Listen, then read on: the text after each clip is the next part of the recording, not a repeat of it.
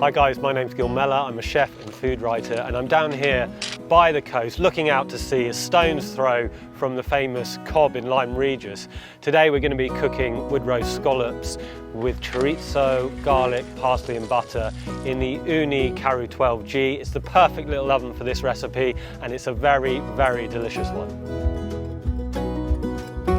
I've gathered a few handfuls of driftwood, and I've got some lovely chunks of dry oak and beech, which when you burn them, give the food the most amazing flavour.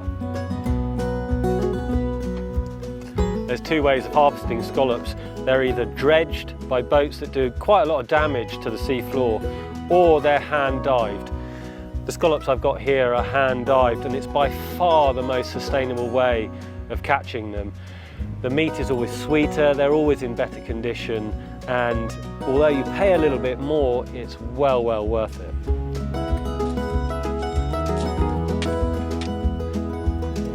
It's pretty simple to prepare the scallop. You slide the knife in at the hinge end, run it down the flat side of the shell and pop it open. We're after the white muscle and the orange roe. Everything else can be set to one side.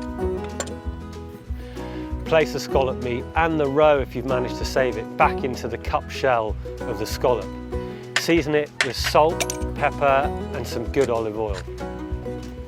Cube up your chorizo and scatter it around the scallop meat. Don't put too much in, you don't want to overload the shells at this point. Place slivers of garlic around the chorizo and scallop meat. Tuck it in so it doesn't burn in the high heat of the oven. Pop a cube of butter on top of each shell and then slide the tray into the hot oven. The oven wants to be nice and hot. You're looking for 375 degrees or something like that. Make sure there's flames rolling over the ceiling of the oven. It's those flames that roast the surface of the scallops and cook them lovely and quickly.